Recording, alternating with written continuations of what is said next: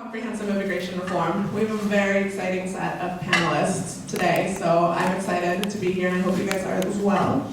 Moderating the panel will be the lovely director of the Immigrants' Rights Clinic here at Stanford, Jayashree Srinataya. Her full bio is in the handouts for you to read at your leisure. I won't take up time reading it for you, and I will let her introduce the rest of our wonderful panelists. Thank you. So can you all hear me? I have a pretty loud voice. Yes, great. So we are really excited to have you here because of the size of this group. I hope we can be really interactive and involve you in asking questions. The way that I'm going to try to do the panel today is to ask questions of the panelists relating to comprehensive reform and some of the other advocacy efforts. And I'm going to ask you to limit your answers to 5 minutes. And I'll send you little notes. I'm going to ask your pardon right now for being pushy about limiting the time, but that'll allow us to have a few more questions from the audience. So let me start by introducing the panelists. I'm going to keep the introductions short so that we can get into the real meat of our discussion. To my right is John Glazer. John is the Advocacy and Policy Counsel for the National ACLU. He's a well-known name in immigration policy circles. He was previously with the National Immigration Law Center for many years, doing really terrific work both at the national, state, and local levels on immigration reform and policy, and we'll talk more about all of that in a moment. To his right is Nicolas Espiritu, and Nicolas is the staff attorney at the National Immigration Law Center.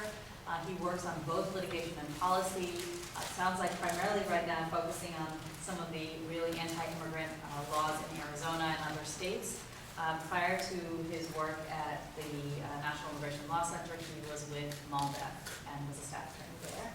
And to Nicolas's right is Nady Dominguez. Nady is currently the campaign manager for the California Immigrant Youth Justice Alliance, and she also simultaneously, I guess in her spare time, is the strategic campaign director for the Clean Car Wash campaign in Los Angeles, and has a lot of experience doing really important organizing before and after the DREAM Act, DREAM Act style reforms, and that continue now. We can talk.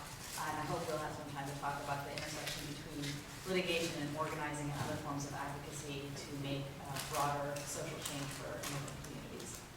So before we get started, I just want to get a sense of who you are. If you are a law student, could you raise your hand? Terrific. And of those who are law students, how many 1Ls do we have? Okay, 2Ls? Anybody else?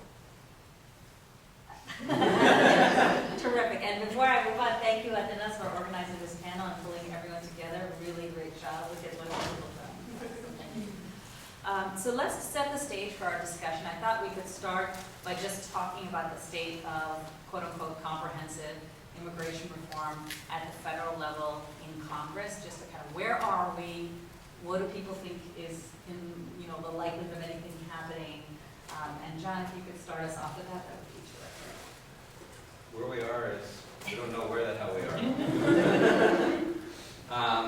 So a lot of us worked hard on a Senate bill that passed this summer and occupied a lot of energy, and for those folks who worked in DC, they described it as a remarkable moment in which there was actually a substantive policy debate occurring in the Senate, first through the committee and then on the floor, which hadn't happened in ages in the Senate.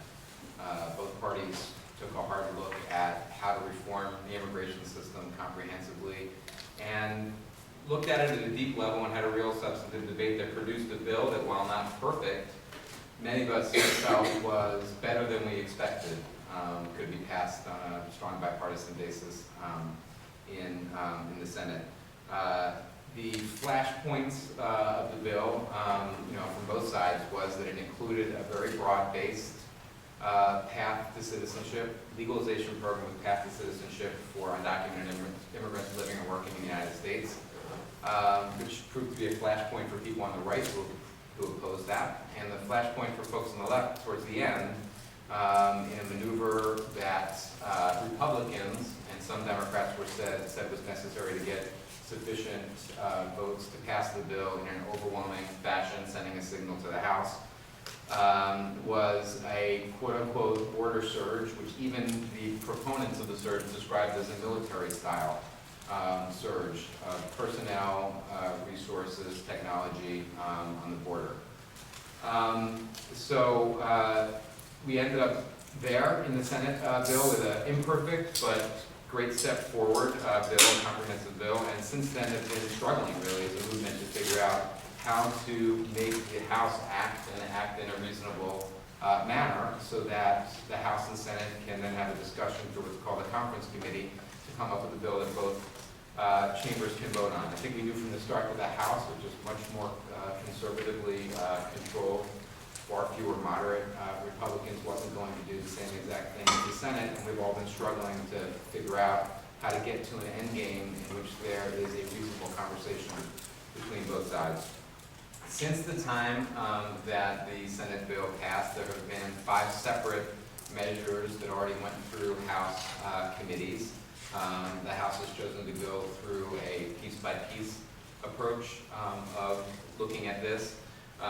Those measures include a border-specific bill, a bill that mandates the universal use of E-Verify, an employment verification system through private employers across the country, a high-tech visa bill, an agricultural jobs bill, and a bill called the SAFE Act. And anytime the Republicans put forward something called SAFE, it's sort of the opposite of SAFE, that basically does a lot of things, but the flashpoints of that for us is, authorizes and encourages local police and local governments to directly enforce immigration laws and makes it a crime to be here in unauthorized presence in the United States.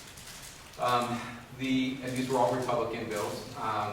The Republicans have also been talking, and we're much awaiting to actually see in print a DREAM Act-like bill that they're calling the KIDS Act. It will be something that provides some portion of individuals who are brought here as young people the opportunity to legalize their status and presumably obtain citizenship.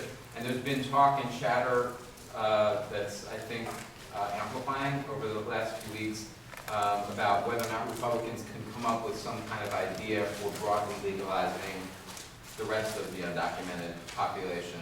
And what that could look like is still unclear, but I think it's becoming more clear that it will not include a definite path to citizenship, that it will be some kind of relief from deportation that carries with it work authorization and presumably the right to travel. May not preclude somebody from eventually applying for citizenship through some existing means in the law, but will not provide any guaranteed or secure pathway to citizenship. And that's posing very difficult questions for our movements, and I think difficult questions for the Republicans as well, who were taking harder line positions against being able to do anything positive in the area of how to address undocumented immigration. So that's where we're at. I think nobody knows what the outcome is. The pundits, will say that something has to move before Christmas recess of this year. They were saying something had to move before August recess, and or else nothing could ever move. But we'll see what happens, and that's because we'll get into the midterm elections next year, and people think it's very difficult to focus on this and have a compromise vote right on top of an election. Who knows? But our energy is focused on trying to produce a good piece of legislation out of the House and to prevent some of these bad pieces like the SAFE Act from going forward. And that's where we're at from now, I think, until the end of this calendar year. Thank you, Pat.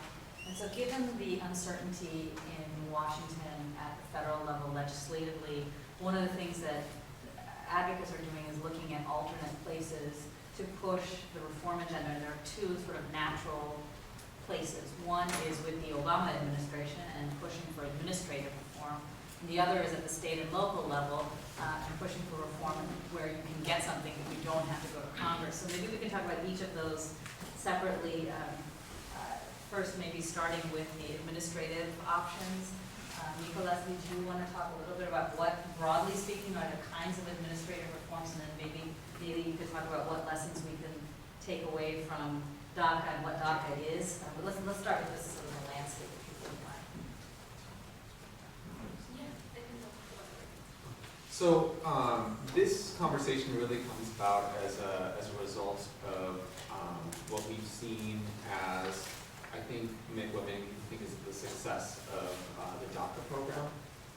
For those that don't know, the Deferred Action for Childhood Arrivals program, or DACA, is a grant of administrative relief for certain qualifying individuals.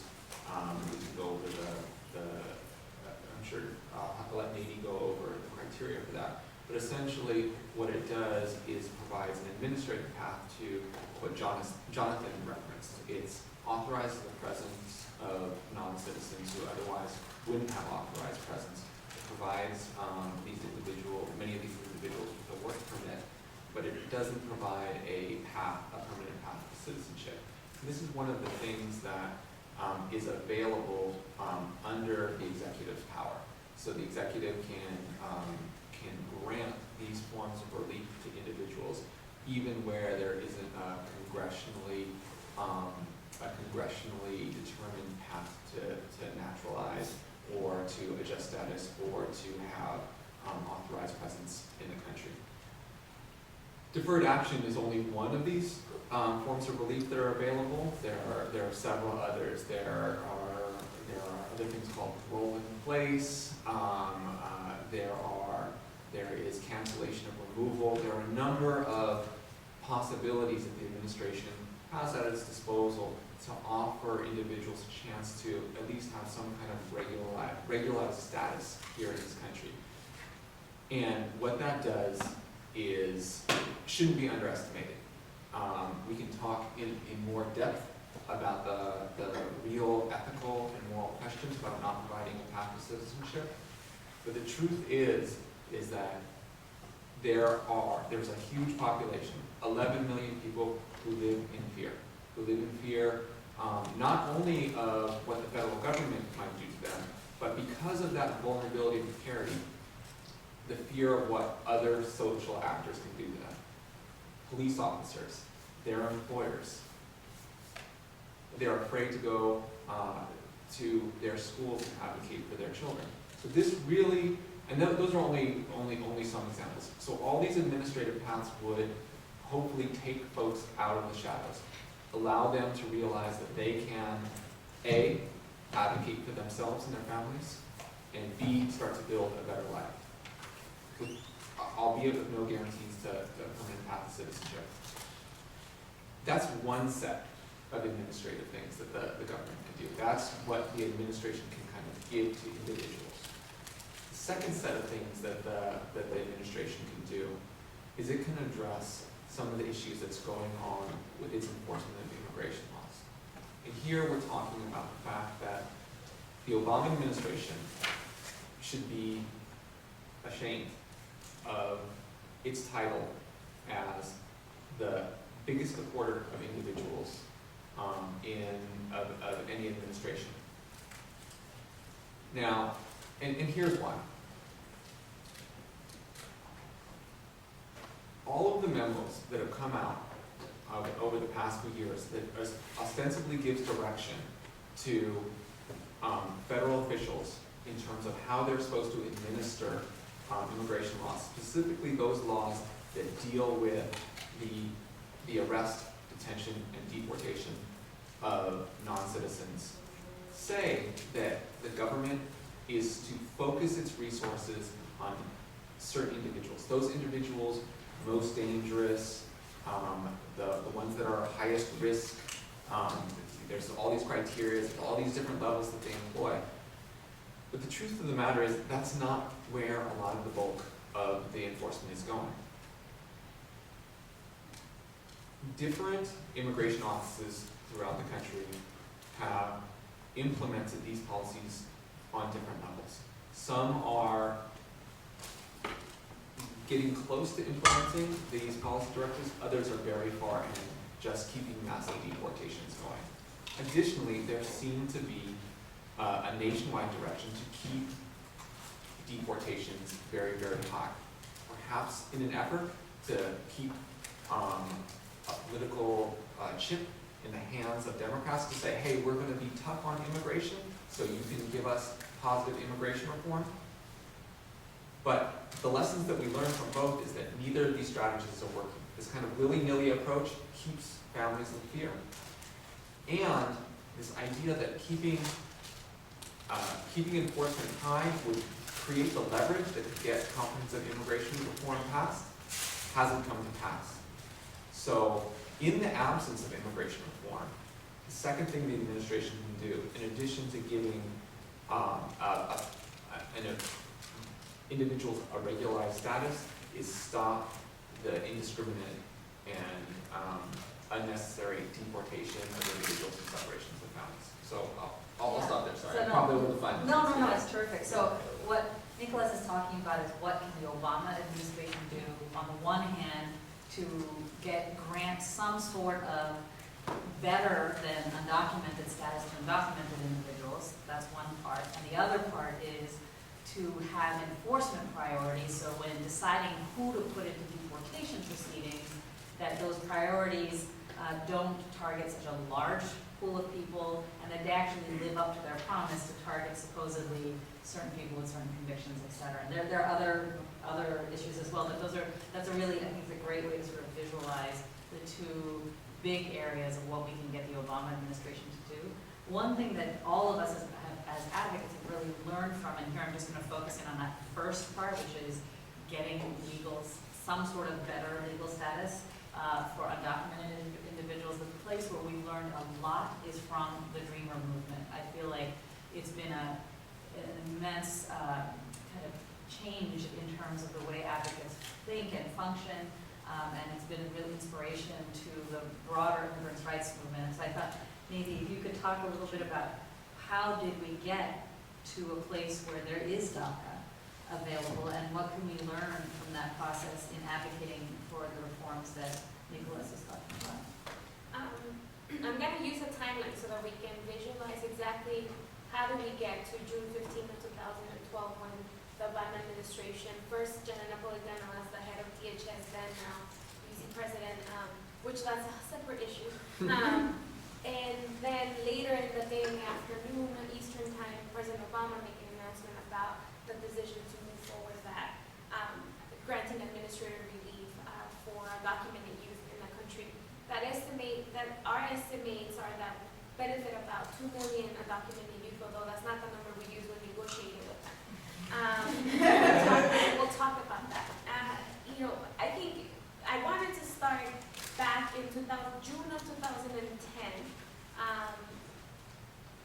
May of 2010, there was a big, huge moment in the immigrant and undocumented youth movement where we as young activists and organizers decided to really take a moment of reflection and decide to go on our own to push for the DREAM Act as a standalone rather than continue to push for a comprehensive immigration reform strategy to get For those of people who don't know what the DREAM Act is. Sure, the DREAM Act is a Senate bill that has been in the back burner since I was 14. I'm 26 now, and it's been over a decade since.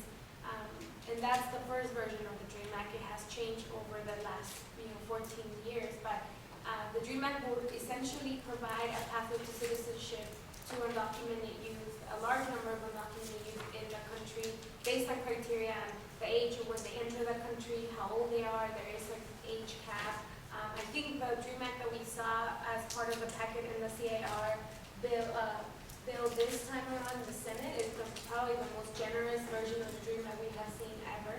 And where there's actually some room for even other youth that might have been deported or are outside of the country that could fit into that same category. So I'm not an expert on the specifics, on that piece, but I know, John is here, so I'm sure he will have more specifics if there's questions about that. But that's the essence of the bill, is to grant citizenship to undocumented youth. For a long time, over 10 years, the DREAM Act has continuously been part of the packet, the larger packet for immigration reform. And we as undocumented youth were the poster children for immigration reform. I remember, having to speak to the media at the age of 14 about why we needed the DREAM Act, and all the way until I went to college, still fighting for the DREAM Act. And the one thing I denied to do since then was blame my mother for bringing me here as an undocumented woman herself and then me, when that used to be a talking point back 10 years ago, to make it about how we were innocent and the criminals were our parents. And so I think that there has been big lessons learned in what happened when we throw some sections of the undocumented population under the bus. And I really feel those have really fueled in some, public debate what we have seen come out of the administration in the last, 2 or 3 administrations when it comes to enforcement. And so in 2010, we had a big moment where we were no longer 14. I was then 20 something, and we could be more critical. We had more tools to be more critical about the role we played in our own lives, and decided to go and push for the Dream Equity Standalone as a moment of strategy, where we felt that nothing has moved forward in 10 years. We don't think, maybe we're not using the right strategy. Maybe we should go piece by piece. And so we did that. That same year in June, John Morton, the release of a memo about prosecutorial discretion, which really outlines a lot of the different avenues and I would say flexibility the agencies that enforce and also the USCIS as a whole has to have some way of granting relief to certain individuals, be parents of U.S. citizen children or youth like myself. And that was a great moment, I think, where we learned that even internally there was debate on whether who had more priority to be deported than others, right? And it was coming from the administration itself, not from us. Of course, I'm sure there was advocates from the behind pushing something like that. But that was a key moment that I wanted to put in that timeline. And then in December 2010, after a really heartfelt fight, we got a vote out of the House of Representatives and in the Senate failed us. And we were 6 votes away from passing the DREAM Act in Congress. And for us, that was a really big moment because we had 2 choices. We were sad and disillusioned, so do we stop organizing? Or where do we go from there when we saw thousands of undocumented youth come out of the shadows and claim themselves to be undocumented and afraid?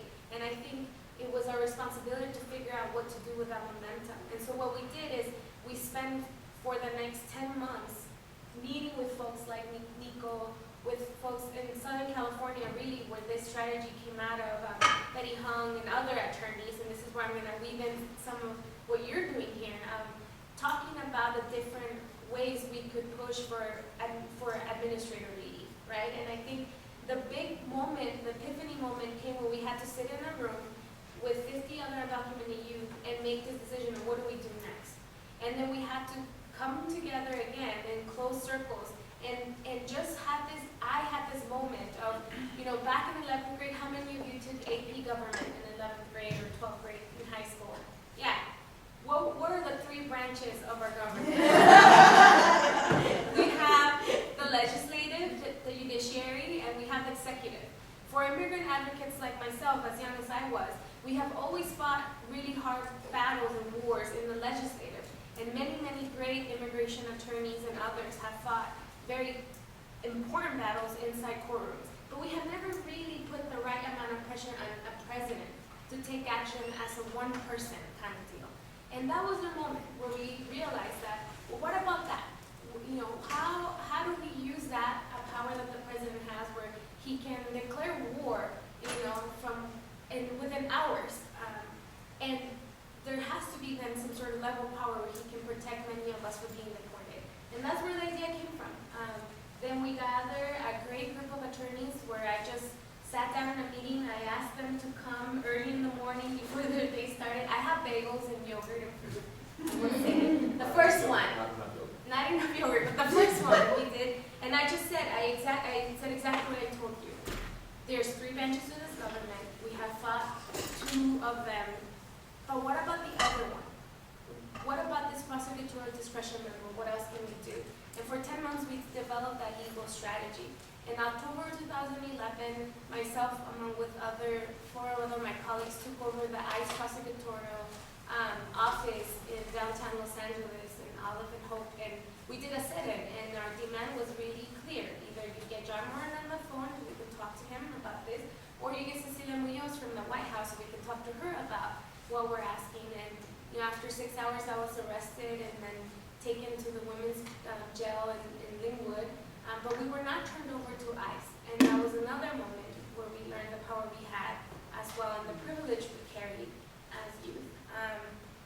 And there was a lot of fighting. Now, I'll give you 2 more dates, so this gives, we are in a moment very similar to that. That year was also election year, right? And so we got a lot of shit, and excuse my language, for pushing the president to make this kind of decision while we were trying to get him reelected. And I even put myself in the we because, at the options, it seemed to be the better option. And we felt that it was the right time precisely because of that, because we knew he needed the Latino vote, the Asian American vote, and he needed the women's vote. And we felt that we could really move on the ground to make it about this issue, to make his whole campaign of having to give an answer, what is he going to do as a president and potentially a future president to protect undocumented youth, protect their families. And we pushed. In April, there was also another key moment. Marco Rubio came and stated about the potential of creating a DREAM Act kind of a bill, but that would ask us to turn over our parents, essentially. So we would get benefit, but then we would have to sign an affidavit saying our parents are here breaking the law. But what we did then, that was also important now to learn, is that we didn't say no. What we said was, we'll work with whoever is going to help us bring some relief to our families. And that made the White House tremble. And so in May of 2012, we met with the White House, and we had a letter with 99 law professors that signed it. It was important for us to have something else in our hand besides obviously our moral stance, but we had kept, our answer was, we can't do it, we legally can't do anything. So then I thought, well, who can tell them better, and who could be neutral and not the same person as always? And then I thought, well, law professors, and we had great allies in LA that helped us get 99, signatures all over the country. And then the second thing we did in that meeting when we negotiated this was making sure that they knew that it wasn't only that we knew what we were negotiating, but everybody else knew, that the Latino population knew, that everybody knew. And so as we were sitting in a townhome next to the White House, because I couldn't go into the White House, it's still documented then, so I couldn't even go into the White House to talk and negotiate this out.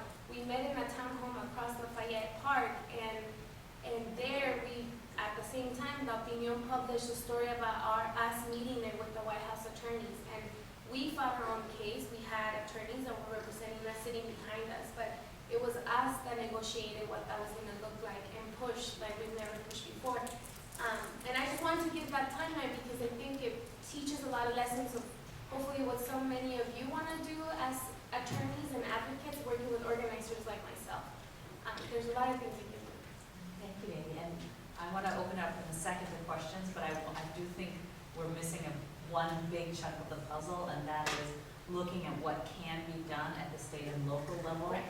And in particular, since we're in California, there isn't a better place to talk about this right now. We're not only in California, we're in Santa Clara County, where we have a really fantastic local immigration policies that are under attack right now. So, John, if you could just kind of give us a sketch of some of the positive immigration reform efforts that are happening at the state and local level. Yeah, I have my little cheat sheet because I can't even keep on top of how many things passed in California this year. And if one of you want to expound upon any of these, I'll just lay it out. One of these bills and why they're important, please do. But what a year just in California. And I think this is kind of coming to fruition of, in some ways, 20 years of work.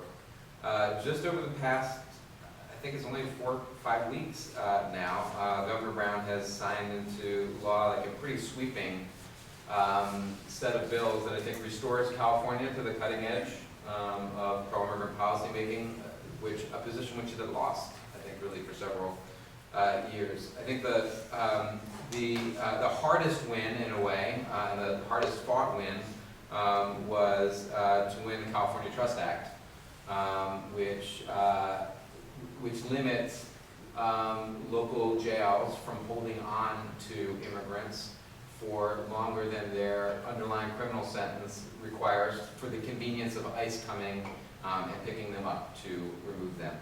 And this was a 3-year, long-fought, hard-fought battle in California that I think is going to have major implications not only for ICE and its overall system of removal, potentially, but also other states. Immediately now, other states for next year are looking toward passing similar laws. Now in California, you can only hold on to a person for ICE to come and pick them up if they have committed or have been charged with a very serious crime. People who pose no danger to public safety, I'm glossing over some of the details, can't be held. We also passed a bill granting the right to drive to what some people think is 2.5 million immigrants in California who every day have to take to the roads not knowing if they're one stop away from their car being impounded, the police finding they don't have a license and calling immigration and that leading to deportation. California's been debating that issue for 20 years. There were several workers' rights related bills passed, the best known perhaps of which was a domestic workers bill of rights, but there was some other really interesting stuff in there prohibiting employers from retaliating against workers or threatening to retaliate against them on the basis of their immigration status. There were bills even, this is how cutting edge, some of these didn't pass, doing away with the citizenship requirement for jury duty. Governor Brown vetoed that one, and covering some other areas as well, such as, I'm sure you know about the Sergio Garcia case, or some of you do, making sure that when people graduate from law school in California, that they can become members of the bar, regardless of their immigration status. You guys want to say anything about the significance of anything on that list, or did I leave anything out? One thing I would say that all of those bills took tremendous work from advocates inside, the Hill, but a lot of organizing from undocumented youth from the grant, where we took on sheriff by sheriff, county by county, and then the Sheriff's Association's office in Sacramento, and we took over and occupied until we got him on the phone. So it's a combination of a lot of things, and I think it's very telling that we're living in a very different moment and very great moment as organizers and spearheading some of the most creative pro-immigrant laws that we're seeing in the country. I think I have a, rather than in specific, I think a more big picture point to make about those bills. And I think that it follows on what you were saying about the positive aspects. And all of these bills signal a shift to thinking about immigrants as members of our community and making sure that they're full members, or if not full members, at least can have full access to rights that should be granted to everybody. And that is a long way off from where we were in the 90s in California. It's a long way off from where we were a few years ago, and still are a long way off from where we are in many other states throughout the country. So I think this is hopefully a very positive signal in the right direction for how we think about immigrants. Can I just add one thing to that? It's true that most states are not quite here yet, but what's interesting, I don't think we would have had this success in California had we been going first on all of these things. California was the second state that passed this Trust Act, even though it started working on it first.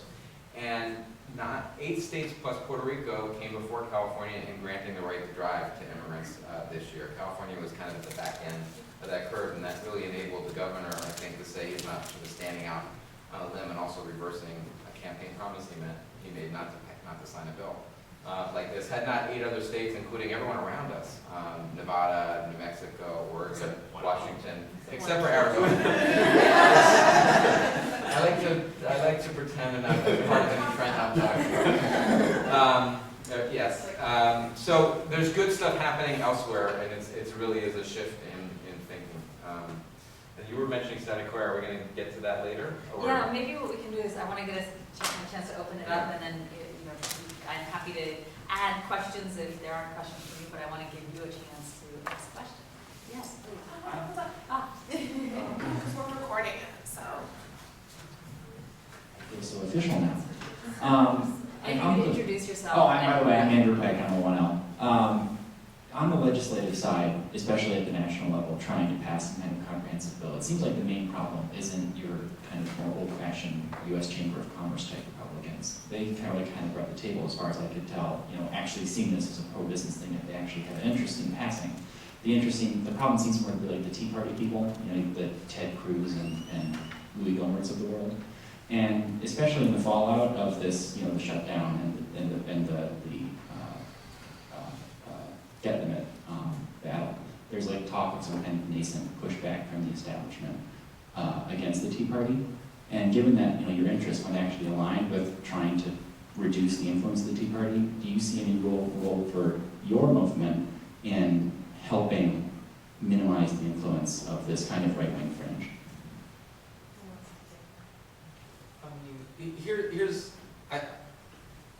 This is maybe not directly responsive, but I think that one interesting development that we've seen in the past few days is that we have seen 3 House Republicans sign on to the Comprehensive Democrat bill. These are 3 House Republicans from the Central Valley of California. Now, the Central Valley of California probably spans the range from very, very kind of like Tea Party libertarian, but there's also a lot of conservative folks there who understand the relationship between their economic viability and the immigrant communities who constitute their worker base, their consumer base, and their community bases. And so what we've seen, and also, the immigrant base of the population also has a big citizen voting base within those communities. And so we've seen 3 Republicans who I think live in districts which recognize this connection, be willing to move, be willing to at least step away from that kind of very, very kind of extreme discourse, and be willing to at least start talking about immigration reform again. And so I think the key is, and I think Nady's point really emphasized this, is that keep talking to people who are willing to talk to you. And this is Jonathan's point as well, about where there's dialogue, where you can have a bipartisan discussion and really talk about policy and think through some of the hard questions about what we can get, what our goals are, what our right line things we need to hold the ground are. If we can actually have a real discussion about that, find people willing to discuss with us. And I think we may be starting to see that. And hopefully, the fact that some Republicans are doing that may send signals to others that there can, in fact, be a dialogue. Other questions?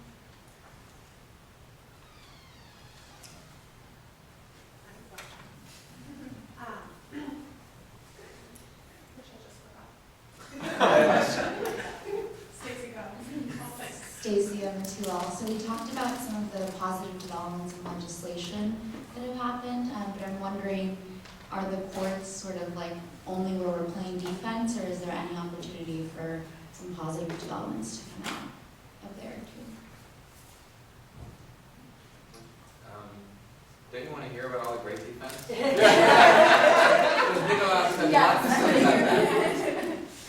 Alabama. Can we talk about Alabama? I Great. just wondering if you can expect how like some new, bigger principles than we expected resulted from the defense of court work. Yeah, I mean, I think that's I feel bad. I don't know actually what the details on that are, but you say. So one of the things that Jonathan talked about, and I kind of alluded to, was this conception of what the relationship between the federal government, the states, and the immigrants in our community. And there were 2 very competing ideas about what this relationship should be. There's one which I think I've expressed, and I think probably everyone on this panel, I'm sure everyone on this panel shares, that the states don't really have a role in regulating immigration.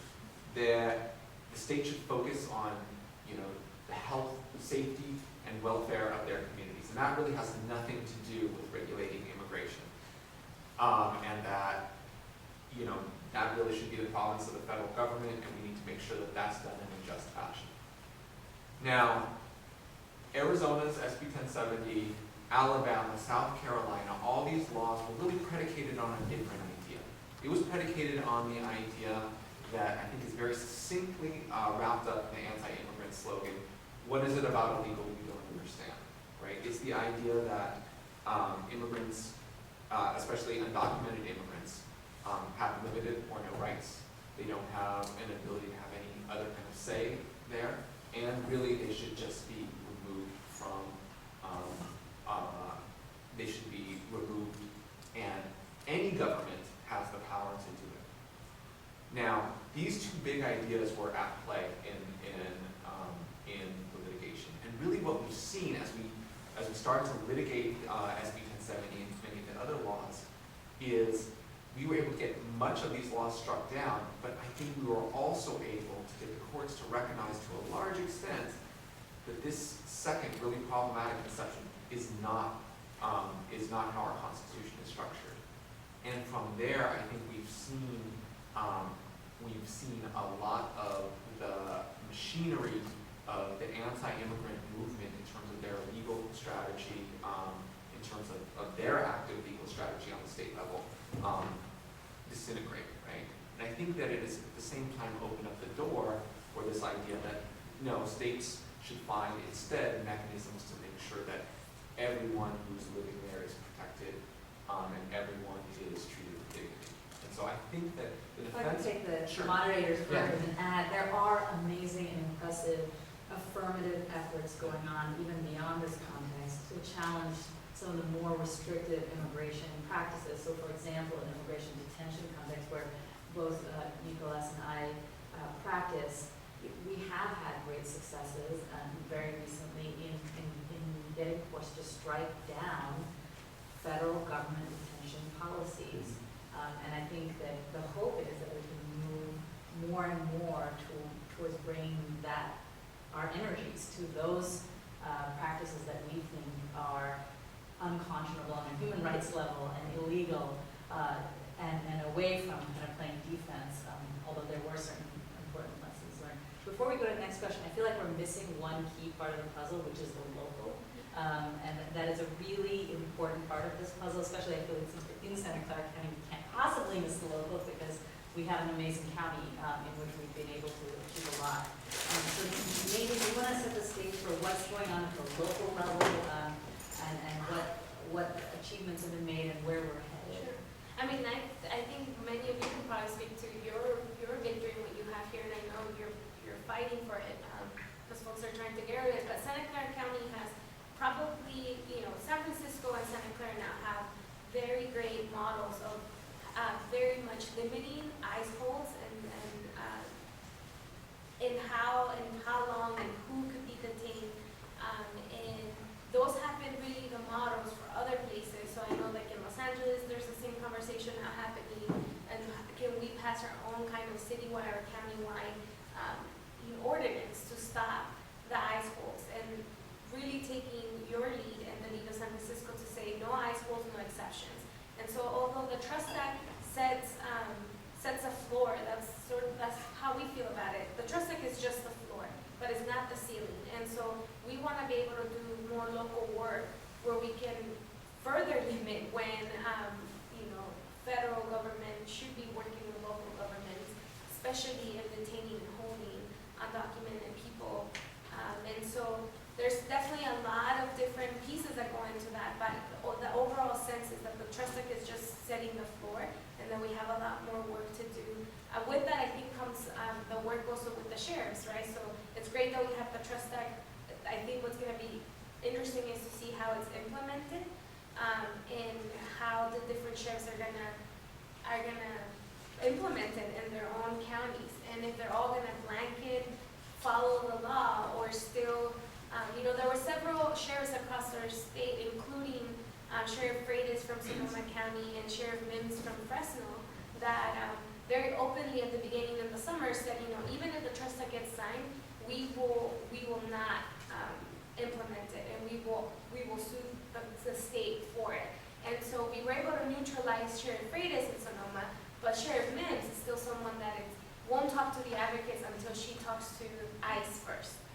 and see how they can challenge the Trust Act in California. So I think we have set great, guidelines, but we're gonna have to fight for it actually being implemented on the ground. So before we go, I want to get John's perspective on this, but just for those of you who haven't yet taken immigration law, just thought I would walk you through what is this detainer thing that everybody's talking about. So let's take a hypo of somebody who's driving and they run a stop sign, and the police show up and notice the person's maybe tipsy or drunk. They take a breathalyzer and the police say, I'm going to book you. I'm going to take you to the police station and book you in because you, I think, committed driving while intoxicated in California DUI.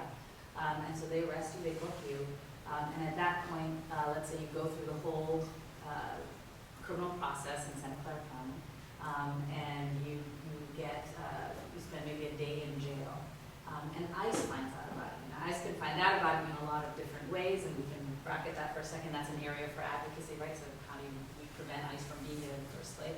But let's suppose ICE finds out about you and says, I think I want to put this person into removal proceedings. What ICE can do is put a hold on you. And that means that they're asking the jail in Santa Clara County to hold you beyond the time that the jail needs to hold you for the purposes of California law, so as a courtesy to ICE, so that ICE can come and pick you up. And that can last up supposedly up to 48 hours in practice, sometimes longer. And so the fight has been, why are these jails doing this sort of ICE cooperation when it's actually expensive for them and when it really encourages ICE to have the ability to pick up people on these relatively minor offenses. And that was kind of I'm drastically simplifying a lot of things, but that was kind of the basic core of where the push has been to get the Trust Act passed to limit that ability for ICE to request these holds and response by the state and local officials to the holds. And then what do you do at the state and local level beyond the Trust Act? So that there are a lot of other places where you can limit state and local law enforcement interactions with the immigration authorities. And for those of you who don't know, I realize we're using ICE a lot. ICE is Immigration and Customs Enforcement. They're the primary federal immigration enforcement agency within the United States. So I guess, John, do you have things to add on the local level? Where are we going? What's now? What can we look forward to beyond just focusing on detainer-related issues and better implementation of the Trust Act? What can we expect from pro-immigrant localities or cities? Well, one thing I want to do is just pass this around, and because there is Santa Clara Board of Supervisors meeting on November 5th to vote on weakening. And They're those of you very who live good here, at you should detainer go. process. You can go to the meeting, show your interest. You should go, but if also I forgot to write down the Board of Supervisors email address that I was going to give. I printed this out and it didn't show up. If you would be willing to consider, after getting more information about this, to email the Board of Supervisors in Santa Clara County, write your email address on that piece of paper and I'll send you a follow-up email with a very easy link to the Board of Supervisors. I promise you I won't use your email for any other purpose. I think the driver's license bill and the Trust Act are big deals in California, and that a lot of what's going to be happening at the local level over the next year or so is going to be around implementation of those laws, and good implementation is not going to come naturally. I think a corollary to part of the driver's license energy that we're going to see in a lot of other states where localities have a constellation of politics and support around this issue that doesn't exist at the state level is local municipal identity documents. So San Francisco, Oakland, Richmond, I don't think. We've been talking about East Palo Alto, you want to try the- one? Santa Clara, I think we're talking about it. East Palo Alto, the city's trying to do something. This stuff was much more important when people couldn't get driver's licenses. On the other hand, not everyone's going to get a driver's license. It's not yet clear whether or not the California driver's license will be valid as a form of identification for all purposes. So I think there continues to be momentum in this idea that members of our community ought to feel like they are full members of our community, ought to be able to identify themselves with police when stopped by police so they don't get arrested rather than issued a citation in the field because the police can't determine their identity. So I think that's going to continue to be an important area. Again, it's hard for me, maybe less so in California. I do think that the passage of the driver's license bill takes any steam out of the local ID efforts in California. No, I think that makes sense. I think the other thing that has been kind of buzzing around is access to healthcare and really using, I mean, I think DACA has helped us gain this like specific experiment of what it, now that we have, or some undocumented youth have some sort of lawful status, how does that interact with the social services that may be available locally, county-based, state, and federal? Obviously, they were excluded out of Obamacare, but at the local level, there's other things, that some have access to. And I think that has become another point of advocacy in trying to really push and see how far can we go to having, allowing folks that might not have, like a green card, but have lawful status, have a work permit, have access to some of the local social benefits, and that's been something that we've been discussing. One of the bills that John mentioned earlier was pushing back on the retaliation based on your employment records, and that was, again, out of the advocacy of many youth speaking up and saying, along with organizing, worker rights, organizing groups such as like car wash workers or other workers right here near you, like poultry workers, and that spoke up about the working conditions and then were retaliated against. And we have seen this many, many times before. But the specific ask was, now there's some young workers because of deferred action, because not everybody that got DACA was a student. There were young workers, giving the criteria, that are now having to go back to their employer to update their files because now they have their real Social Security number, their work permit. And at that point, we're fired. And so that really led to the advocacy here in California addressing that and not using, like, updating your employee files as a moment of retaliation based on your immigration status. But that also is foreseeing what will happen if 11 million people were able to get work permits, right? And so I think we've been really thinking about that. How do we use these DACA folks as a way to foresee a lot of the things that we may see with other populations as they're adjusting their status, hopefully in the near future? I think we have time for one last question if anybody has a question, or otherwise I was going to, yes, seems like we did good. I do, yes. So my name is Kristen. I'm also a 1L, and I confess I didn't know much about immigration policy until I got involved in the DACA pro bono here at Stanford. But I guess my real question is sort of, do you see DACA evolving into a permanent pathway to citizenship, perhaps sort of revitalizing the DREAM Act in ways? What are sort of the odds that it could turn into sort of a more permanent solution to a big problem that the country faces?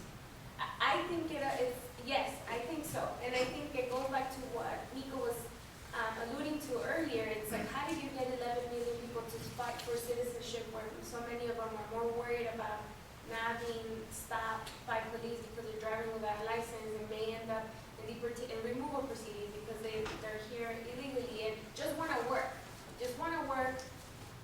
every day safely, knowing that they're going to be able to come back home to their families. And so I think what we have seen with DACA, there was that second reflection on is like, well, does this mean all the youth that fought for something are now not going to organize?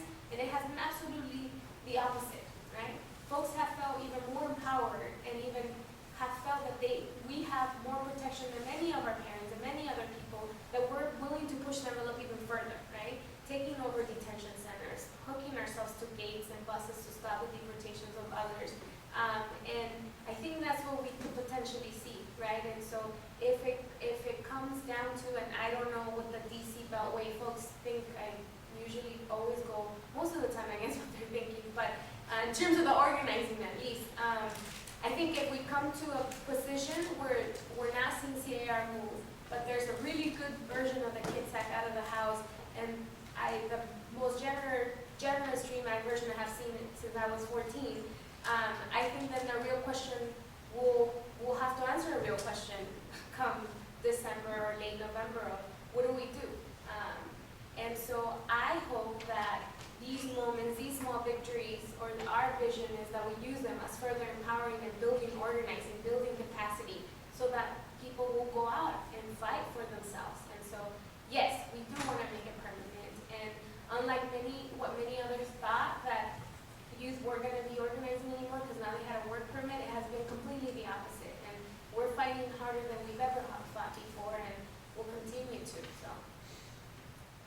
you, and I think unfortunately we are out of time.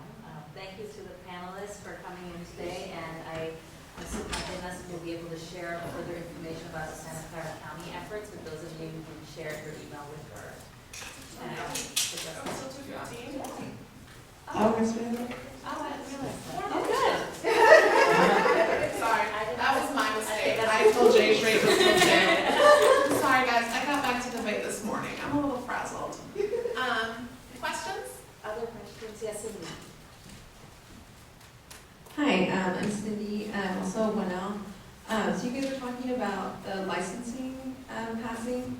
Have you guys, I mean, I guess maybe looked into kind of what that can, like what people can do now if they have a license, what are things that they might face, you know, kind of identifying themselves with a license?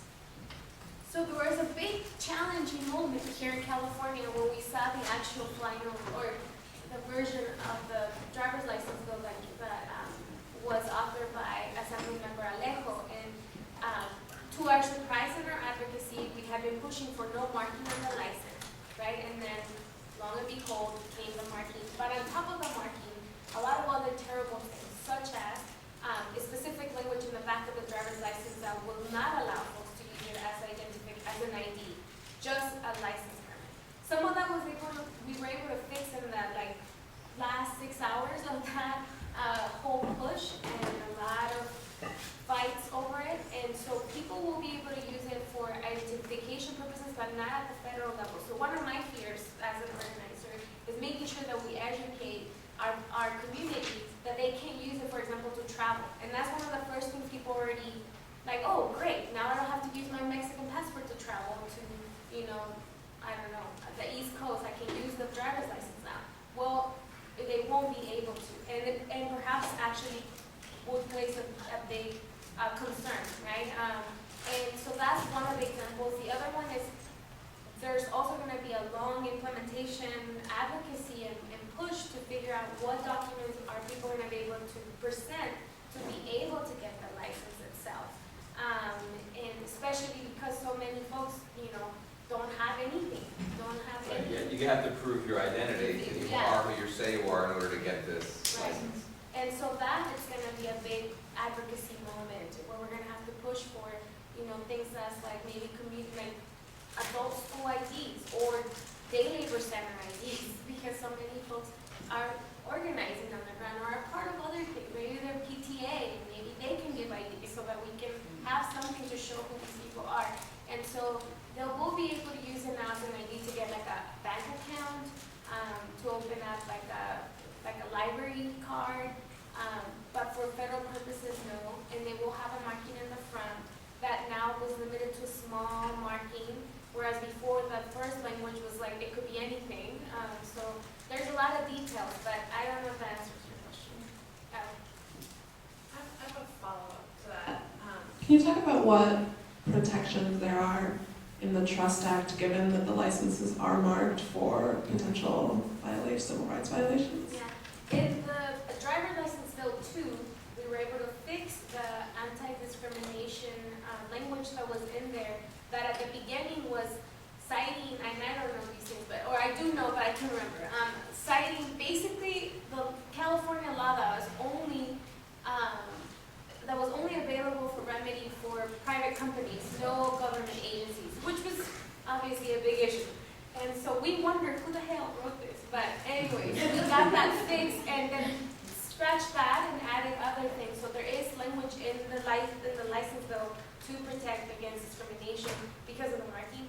Now, the correlation to the Trust Act, and Dennis is right to make that connection, is that the Trust Act furthers that to making sure that that's not a crime, right? Like showing that ID that has a marking, you can't be stopped and then be put or detained for that. And then if you do, then that's obvious discrimination. And so there's definitely a correlation to that. And then implementing both on the ground, people are gonna have to talk to each other, right? Like what if your DMV locally is super friendly, but then your sheriff locally is not?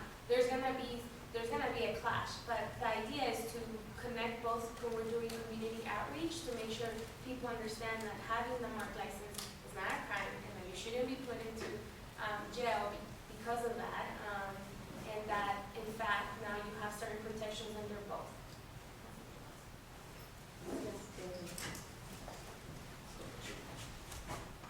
Hi, my name is David Ramirez, and I'm a 1L. And I guess I have a question regarding, given the success that we've had with deferred action, has there been any talk about expanding that maybe to like the parents or the other siblings who didn't qualify who are related to that sibling? And how would that affect like legislative efforts? Because I know that they would essentially be running parallel, except that legislative efforts would end up with some kind of path of citizenship.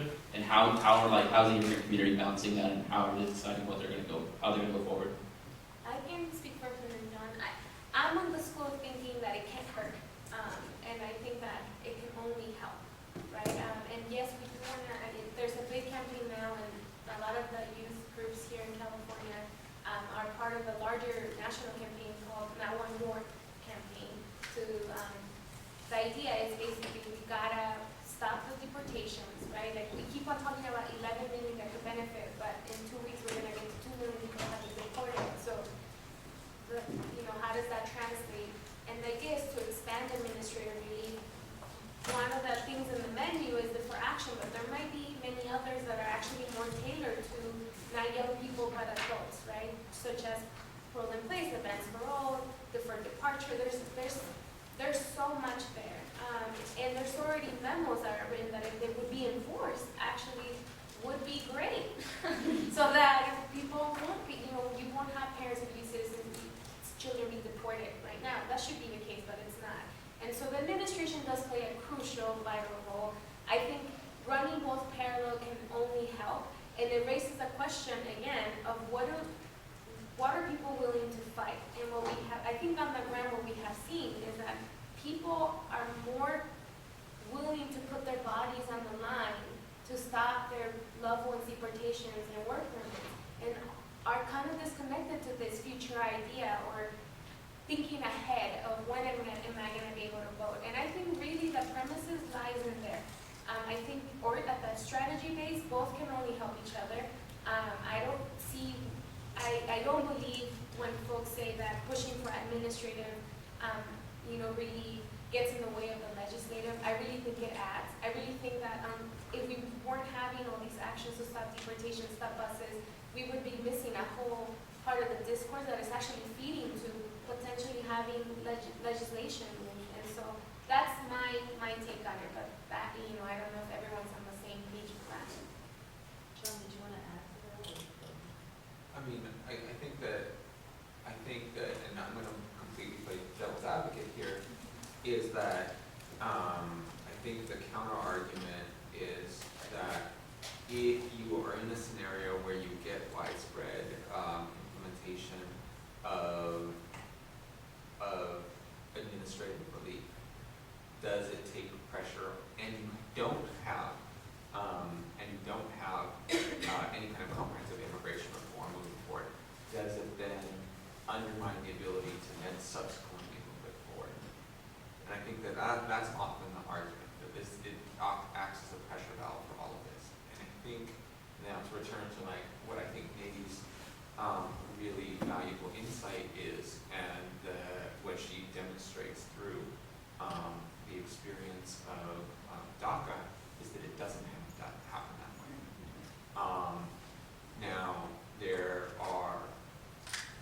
some other pieces there, right? And including the fact, and I want to be kind of very blunt, when we're dealing with DACA, we were dealing with a much more politicized, much more politically active, and much more generally empowered community than the undocumented community writ large. But what that says is that in addition to legislative work, in addition to administrative advocacy, and in addition to litigation, there's going to be a central component, and that's going to be community education and organizing, right? That's going to be ensuring that people become empowered political actors, and learn what it means to organize, and learn what it means to fight for their own rights. And I think that we also have enough lessons from the undocumented student movement, but not just them, right? We have lessons from from day labor organizing movements, from car wash worker organizing movements. We now have the domestic workers organizing movements. So we have now a wider range of people who are very politicized, who are increasingly empowered, and I think that that is going to be a central component along with the three branches of government, right? Yeah. I know we have just a few minutes left, and most of the people here are 1Ls who are probably thinking about what to do this summer, what to do next summer, what classes to take, and I thought we could just pause for a minute and say, if you are, and ask our panelists, if you are a law student and you're really interested in immigrants' rights work and civil rights work on behalf of immigrants, or civil rights work more generally, what can you do to kind of work on those issues while you're in law school, during your summers? Are there things that you should know as you're preparing your careers? And I thought we could maybe end on that note and have people speak a little bit to their thoughts on that. And maybe we could just go across the floor. John, if you want to start us off, and then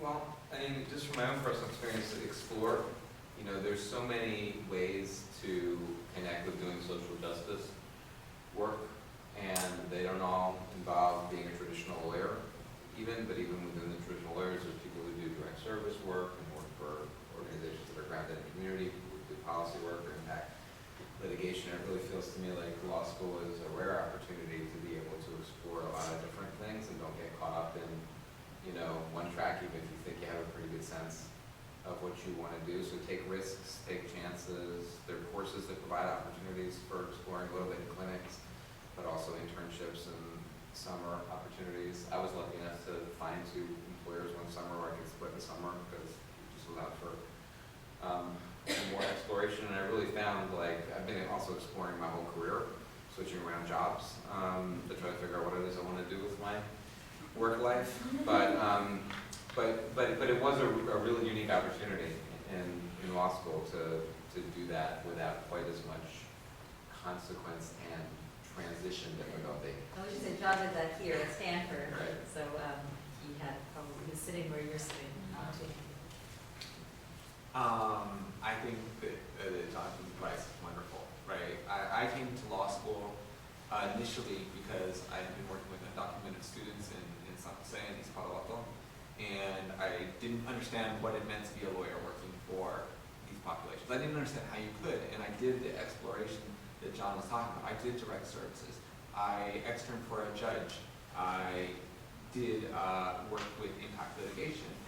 And one of the things I did is I took classes that would also educate me about all those aspects, right? So taking a clinical course is essential. But then I also think bed court things, right? Because that's, I mean, those are the skills that I need to do what I do, but maybe those are also the skills that, or the piece of work that you find most interesting. So take that time to explore and find what it is that you feel you can make a niche in. And that won't stop after law school. That won't stop in the classroom, that won't stop in the summers, that probably won't stop with your first few jobs. So just continue to be engaged, right? Both in the classroom and find opportunities like getting involved with the supervisors here in Santa Clara to speak up and make a difference in your local community, in your clinical courses, and hopefully in your careers. If I could actually just shift the question a little for Navy to the various roles you see lawyers playing as an organizer, and how we as students can get to those roles. Sure, I was gonna say that don't underestimate yourselves too, and I'm really happy to share that actually a lot of the research that was done under the supervision of great people like Nico was done by a law student, specifically Yvonne, and I remember her saying like, but I'm doing employment law, like I don't even know anything about immigration. She was really scared, but at the end, all her research was what led to this 2-page memo that led us to DACA, and so I think that don't underestimate your own power and skills.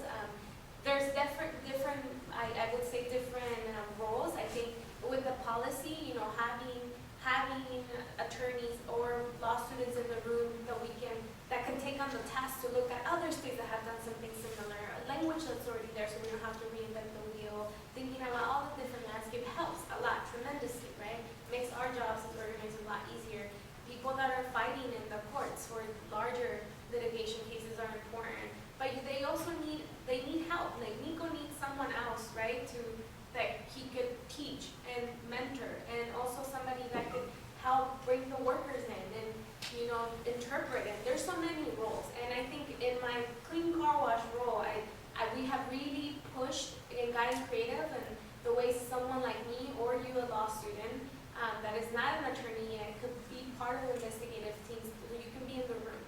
you're also protected in the confidentiality issue, but that you're part of the team, you're part of the legal team. And so I still think I should go to law school, and it's been a struggle for the last 2 years, but my take on it is to just really have another tool in my toolkit. And now knowing how lawyers have played different roles in organizing I have done, I think gives me a broader perspective of what I wish I can expand my skills in, so I can, so that we don't always have to go to NICO, and, that we can create more. We can create more folks that get it. Because there's not, but let me explain that, because there's not, there's a lot of attorneys, but there's not enough attorneys that get organizing. And there's a lot of attorneys that get in the way of organizing, and we need more attorneys that understand their role and won't overpower the space and will be followers. Those are the attorneys that we need in organizing. Attorneys that will be followers, that will do their role and will let the organizers go. That's my slogan. This is your leash. Actually, I mean, Nate and I have probably had this conversation a ton of times about like how to negotiate this tension. And so probably the other side of what you said about don't underestimate yourself is, and I think what you're saying is also don't overestimate yourself, right? Don't overestimate whether it's in law school or when you are attorneys, your knowledge, your sense of what the right direction to go is, and hopefully you will be lucky to work with as wonderful and empowered clients as I've had the opportunity to work with, as Nadine and others. And we as lawyers need to figure out ways to achieve that with our clients going forward. Well, before we end, I just put my email up there. Any of you want to get involved in immigrants' rights related work while you're here at Stanford, my door is always open, and Dennis knows that, and some of you, the others of you here know that. Email me anytime. We can set up a meeting, talk about what your interests are, and find something for you to get involved in. Also, I'm happy to talk about summer jobs, 1L, 2L, clerkships, career, classes to take, whatever it is. My door is open, and feel free to take me up on that. With that, let me thank the panelists for your time.